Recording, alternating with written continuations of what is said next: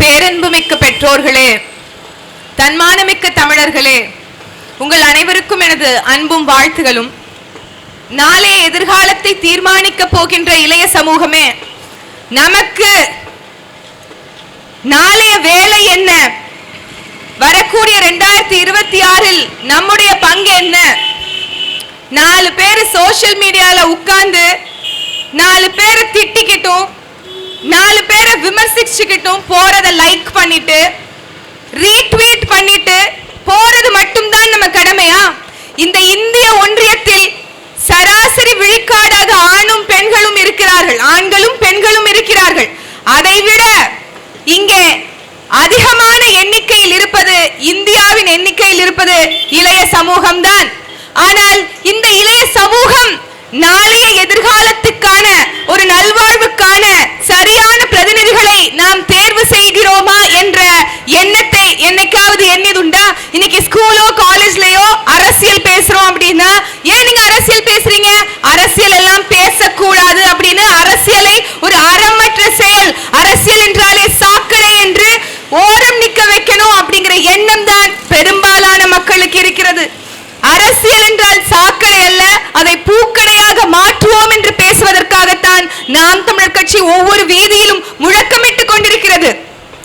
நீ உன் தெருவு சுத்தம் செய்யலனா உன் தேசம் எப்படி சுத்தமாகும் என்கின்ற கேள்வியை நாம் தமிழர் கட்சி முன்னுக்கு வைக்கிறது. உங்கள் ஒவ்வொருவருடைய வாக்கு எப்படி பல லட்சம் மக்களுடைய வாழ்க்கையை பிரதிபலிக்கும், அது எப்படி அவர்களுடைய வாழ்க்கையை தீர்மானிக்கும் என்ற எண்ணத்தை கொஞ்சம் கூட நாம் சிந்திப்பதில்லை. எல்லாவற்றிற்கும் நேரடியாகவோ மறைமுகமாகவோ நாம் வாக்கு செலுத்துகிறோம்.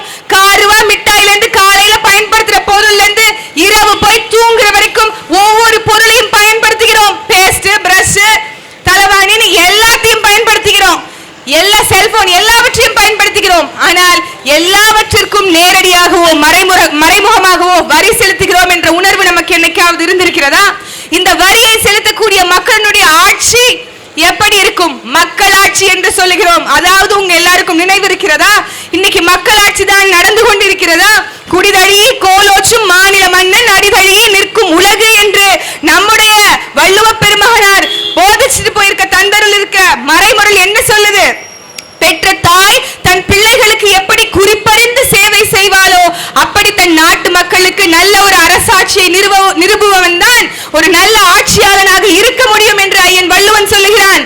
ஆனால் அப்படிப்பட்ட ஆட்சியாளர்கள் தான் நம்மை ஆண்டு கொண்டிருக்கிறார்களா? இங்க சுட சுட டீயும் பஜ்ஜியும் சாப்பிட்டு கொண்டிருக்க எல்லார்கிட்டையும் கேட்கிறேன், உங்களோட மனசாட்சியை தொட்டு சொல்லுங்க, உங்களுடைய வாழ்க்கை நிம்மதியா இருக்கு? எனக்கு எந்த சிக்கலும் இல்லை தங்கச்சி, ஏன் தங்கச்சி உங்க எனர்ஜி எல்லாம் வேஸ்ட் பண்றீங்கன்னு சொல்லுங்க, இப்பவே மூட்டை கட்டிட்டு போயிடுறேன். ஆனால் உங்களுடைய உணர்வை, உங்களுடைய மனசாட்சியை தட்டி எழுப்பி கேளுங்க. எனக்கு பிள்ளைங்களுக்கு ஸ்கூலுக்கு ஃபீஸ் கட்டணுங்கிற சுமை இல்ல, என் வீட்டுக்கு வாடகை கட்டணுங்கிற சுமை இல்ல, நான் இஎம்ஐ கட்டணுங்கிற வருத்தமோ கவலையும் எனக்கு இல்ல, நான் கரண்ட் பில்லை எப்படி கட்டுவேன்னு எனக்கு கவலை இல்ல, நான் எப்படி என்னோட அன்றாட தேவைகளை சரி செய்து கொள்வேங்கிற எந்த கவலையும் எனக்கு இல்லைன்னு உங்க யாராலையாவது மனசாட்சியை தொட்டு சொல்ல முடியுமா? முடியாது. அப்படிப்பட்ட இக்கட்டான நிலைக்கு நம்மை தள்ளியவர்கள் யார்? இன்னும் சொல்ல போனால் இந்த சுதந்திர இந்தியாவில் முதல் தோன்றிய பிராந்திய கட்சியாக இன்னைக்கு திமுக இருக்கிறது, அண்ணா திராவிட முன்னேற்ற கழகமும் இருக்கிறது.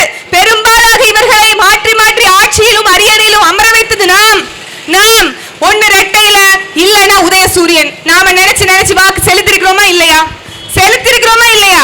ஆனா இன்னைக்கு அவங்க மாட மாளிகை, நல்ல சந்தோஷமான சுகபோகமான வாழ்க்கை, நல்ல மிடுக்கான உடை, நல்ல 40 car, land rover, range rover உலக தரத்துக்கு நம்மளால எண்ணிக்கூட பார்க்க முடியாத அளவுக்கு செல்வ செழிப்போட இருக்கிறாங்க. யாருக்கு அவங்களுக்கு அந்த காசையும் அந்த வருமானத்தையும் அந்த சுகபோகமான வாழ்க்கையையும் தந்தது?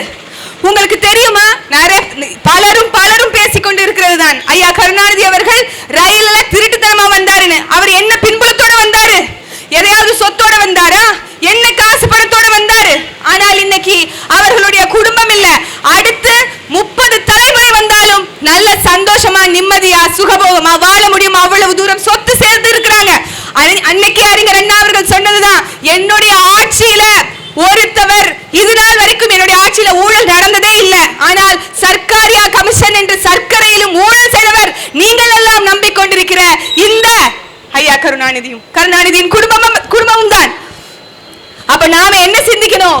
இந்த மாதிரியான தீய அரசியலை, இப்படி கேடுகெட்ட பாழான ஒரு அரசியலை விதைத்திருக்கிற இந்த கட்சிகளை வேரோடு அகற்றி ஒரு மாற்று அரசியலை இங்க மண்ணுக்கு கொண்டு வரணும்.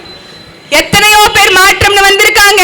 சிலர் ஆசைக்கும் தேவைக்கும் வாழ்வுக்கும் வசதிக்கும் ஊரார் கால் பிடிப்பார்னு வந்தாங்களா இல்லையா? டார்ச் லைட்டை தூக்கி டிவிலேயே எரிஞ்சாங்க. மாற்றத்தை தருவோம்னு சொல்லி வந்த ஐயா கமலஹாசன் அவர்கள் இன்னைக்கு எங்க போய் மையமிட்டு இருக்கிறார் உங்க எல்லாருக்கும் தெரியும். அதே கரைப்படிந்த கரங்களுக்கு சொந்தக்காரர்களான திராவிட கட்சிகளோடு கூட்டணி சேர்ந்து அவருடைய ஒத்த சீட்டுக்காக அவர் மொத்தமா 4 லட்சம் பேரை சமரசம் அடைய விட்டுட்டார். அவரை நம்பி நீங்க எல்லாரும் ஓட்டு போட்டிருப்பீங்க. 4 லட்சம் பேர் ஓட்டு போட்டோம். ஆனா இன்னைக்கு என்ன நிலைமை? நான் சொல்கிறேன் மக்களே, என்னுடைய நான் இது சத்தியமிட்டே சொல்லுவேன்.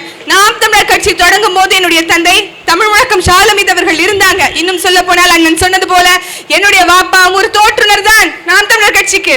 என்ன நோக்கத்துக்காக நாம் தமிழர் கட்சியை தொடங்கினோமோ அந்த நோக்கத்தில் இன்று வரைக்கும் சமரசம் செய்யாமல், எந்த சறுக்கல்களும் இல்லாமல் 16 ஆண்டு காலமாக இனத்தின் விடுதலையை இறுதி இலக்கு என்ற முழக்கத்தை முழுமூச்சாக மனதில் ஏந்தி கொஞ்சம் கொஞ்சமா எங்க கிட்ட இருக்க மக்களை ஒன்று சேர்த்து அணிதிரட்டி அரசியல் படுத்தி அவர்களை புரட்சிக்கு தயார்படுத்தி போராட்ட களத்தில் என்னோட வீட்டுல பிரச்சனை இல்லைன்னு நீங்க நினைக்கவே முடியாது. பக்கத்து வீட்டு கூரை தானே பத்து எரியுது, எனக்கு பரவாயில்லைன்னு நினைச்சீங்கன்னா நாளைக்கு உங்களுக்கும் அந்த நிலை வரும். ஐயா முத்துராமலிங்க தேவர் அவர்கள் சொன்னது போல அப்படியான ஒரு நிலை வந்து விடாமல் இருக்க வேண்டும் என்றால் உங்களுக்கு இனமானம் தேவை. இனமானம், இன வெறி கொள்ளுங்கள் என்று புரட்சியாளர் பழனி பாபா சொன்னது போல நாம் ஒவ்வொருவருக்கும் இனமாக ஒன்று திரள வேண்டும். நீங்க கோளாறு எல்லாம் கைத்தட்டுங்கன்னு சொன்னா சத்தம் கேட்காது. வன்னியர் கைத்தட்டுங்கன்னு சொன்னா சத்தம் கேட்காது. இங்க பறையர், பல்லர், கோனார், சக்கிலியர் தனித்தனியா கைத்தட்டுங்கன்னு சொன்னா சத்தம் கேட்காது. இஸ்லாமியர்கள் கைத்தட்டுங்கன்னு சொன்னா சத்தம் கேட்காது. கிறிஸ்தவர்கள் கைத்தட்டுங்கன்னு சொன்னா சத்தம் கேட்காது.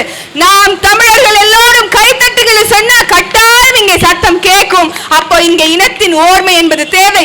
நம்மளுடைய மண்ணை ஒரு நமக்கானவன் தான் ஆள வேணும். பெத்த தாயை பெத்த தகப்பனும் தான் நமக்கு அப்பனாகவும் அம்மாவாகவும் இருக்க முடியும் என்கின்ற பேர் உண்மையை நீங்கள் உணர்வீர்களானால் இங்க ஒரு தமிழாய்ந்த தமிழ் மகனுக்கு இந்த ஆட்சியை தாருங்கள். நம்மளுடைய புரட்சி பாவலர் சொன்னது போல அப்படியாக உண்மையும் நேர்மையுமாக ஒவ்வொரு களத்திலும் உங்களுக்காகவே நாம் தமிழர் கட்சி வேட்பாளர்களை தேர்வு செய்து வைத்திருக்கிறது. இங்க நான் இன்னைக்கு அந்தனப்பேட்டை தான் பூர்வீகம். ஆனால் இந்த 15 ஆண்டு காலமும் ஒவ்வொருத்தரும் இந்த கொஞ்சமா மக்களை அணிதிரட்டி இங்க ஒன்று சேர்த்து வைத்திருக்கிறது இங்க எங்களுடைய அண்ணன்மார்கள். அப்படி அவர்களோட உறுதுணையாக நிற்க நாம் தமிழர் கட்சி அரியணை ஏறுவதற்காக நீங்கள் கட்டாயம் பிப்ரவரி 21 மாற்றத்துக்கான மக்களின் மாநாட்டில் கலந்து கொண்டு, ஒரு மாநாடுனா எப்படி இருக்கணும், எவ்வளவு ஒழுக்கம் இருக்கும், எவ்வளவு நாகரிகம், நேர்த்தி, அற்ப பதர்கள் சினிமா துறையில் வந்த எல்லாருக்கும் இவ்வளவு கோடிக்கணக்கான கூட்டங்கள் கூடுதுன்னா அதற்கு காரணம் என்ன? அவர்கிட்ட கொள்கை இருக்கா? அவர்கிட்ட நோக்கம் இருக்கா? மாற்றத்துக்கான அரசியல் சிந்தனை இருக்கா? என்ன ஐடியாலஜி இருக்குங்கிறத கேள்வியா கேளுங்க. இல்ல என்ன இஷ்யூக்காக, என்ன சிக்கலுக்காக களத்துல கொண்டு வந்து உங்களுடைய விஜய் நின்றுக்காரன் கேள்வியா கேளுங்க. 41 பேர் உலக வரலாற்றிலேயே அரசியல் நிகழ்வுல இறந்ததா சரித்திரமே இல்ல. ஆனால் அப்படிப்பட்ட ஒரு நிகழ்வு நடந்தோன சிபிஐ கேஸ் எழுக்குதுன்னு புறமிதுகிட்டு ஓடி போய் பங்கருக்குள்ள பதுங்கி இருந்த கட்சி இந்த தாவேகா. அவர்களுக்கு தான் இந்த இளைய சமூகத்தின் வாக்கா, இல்ல நாளைய தலைமுறையின் வாழ்வாதாரத்தை மாற்றுவதற்காக, தலையெழுத்தை தீர்மானிப்பதற்காக என்னை போல உங்களை போல எங்களுடைய படிப்பு, யாக்கை, செல்வம், பொருள் எல்லாவற்றையும் தியாகம் செய்து இந்த மண்ணின் மக்களின் விடுதலைக்காகவும் உரிமை மிக்க வாழ்வுக்காகவும் களத்தில் நிற்கிற எங்களை போன்றவர்கள் உங்களுக்காக உண்மையாக நிற்பார்களா என்பதை ஒரு நிமிடம் சிந்தித்து பாருங்கள். கட்டாய மாற்றம் பிறக்கும். காந்தியடிகள் சொன்னது போல மாற்றம் என்பது உங்கள் ஒவ்வொருவரிடத்திலும் இருந்தும் தொடங்க வேண்டும் என்றால், நீங்கள் அந்த மாற்றத்திற்கான ஆளாக இருப்பீர்கள் என்றால் கண்ணை மூடி போய் அந்த இவிஎம் பெட்டியை தொட்டு பாருங்க. கட்டாயம் விவசாய சின்னம் மட்டும்தான் தெரியும். மாநாட்டுக்கு வாருங்க, திரள்வோம் திரள்வோம் தீந்தமிழ் இனத்தீரே, திருச்சியில் திரள்வோம், பகை மிரள திரள்வோம் என்று கூறி உங்கள் அனைவரையும் பேரன்போடு வாருங்கள் என்று கூறி வாய்ப்புக்கு நன்றி பாராட்டி விடைபெறுகிறேன். நன்றி, வணக்கம். நாம் தமிழர்.